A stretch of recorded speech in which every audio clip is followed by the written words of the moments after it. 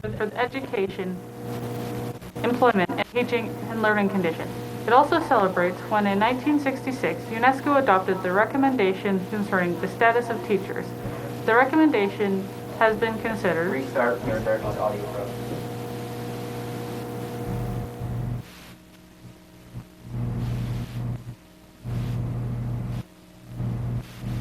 Good morning, Sir Will. I'm listening.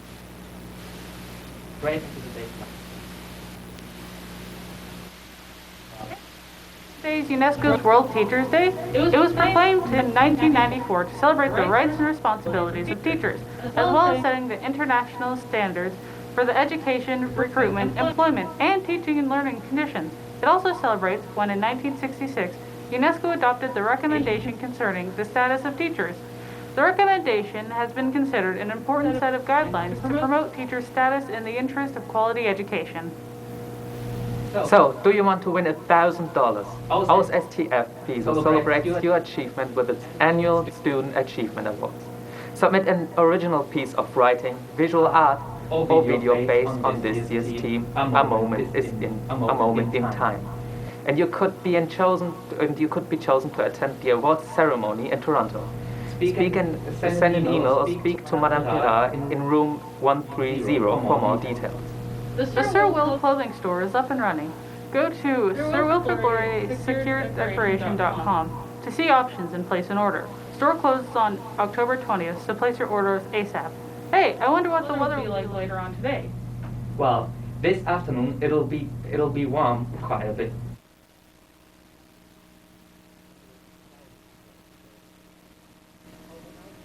Down to a chilly 13 degrees, and as you make your way to school tomorrow, it will cool down to 10 degrees. The Chief Medical Officer of Ontario, Dr. Kieran Moore, will make an announcement today. He will be talking about COVID-19 and rapid testing in schools. About 1/3 of the active cases in Ottawa were reported among students, teachers, and schools. There were 405 active cases yesterday in Ottawa, an increase of 31 compared to the previous day. That's all we have for you today. We love to see what your freelancers been up to. Please send in your stories, photos, or even videos to us. We can be reached at LaurierLive at googlegroups.com or on Instagram at Laurier.live or tweet us at LaurierLive.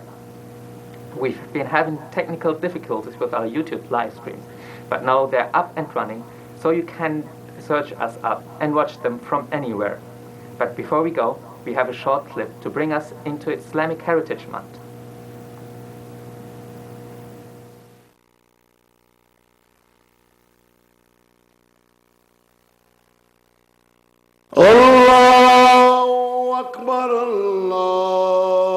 Islam is the second largest religion in the world with over 1.5 billion followers. And like Christianity, Islam is a transnational religion, meaning that there are Muslims living in every country in the world, and there are many countries that are majority Muslim.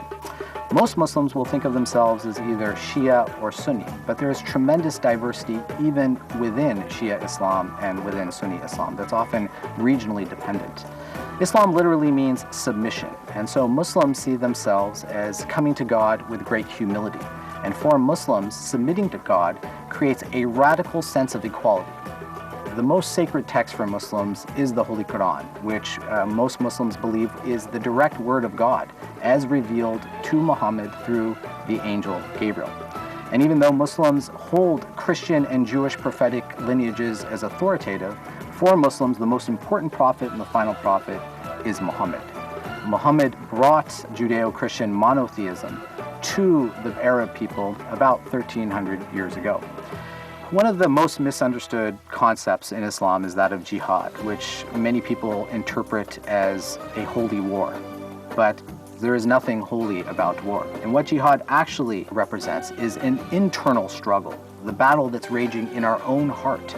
And all of our religious traditions talk about that internal struggle. In that respect, jihad isn't just a Muslim idea, but it's a reality of the human condition. In order to understand what animates Muslim life, it's helpful to think about the 5 pillars of Islam, which is an aspiration that most Muslims around the world have. The first pillar is Shahada, or the recitation of faith. There is no God but God, and Muhammad is his prophet. The second pillar is Salat, or ritual prayer 5 times a day facing in the direction of Mecca, the holiest of Muslim sites.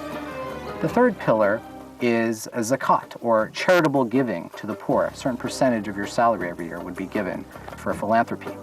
The fourth pillar is Ramadan, or fasting during the holy month. That month changes each year. It's based on a lunar calendar, but Muslims will generally fast for a full month. For Muslims, developing a type of self-discipline through fasting will help ensure that they are able to follow the other tenets of their faith in a way that is equally rigorous and devotional.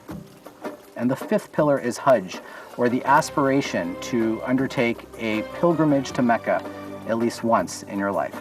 And through these 5 pillars, we see a global sense of community amongst Muslims, a shared sense of experience that really connects Muslims across time and space.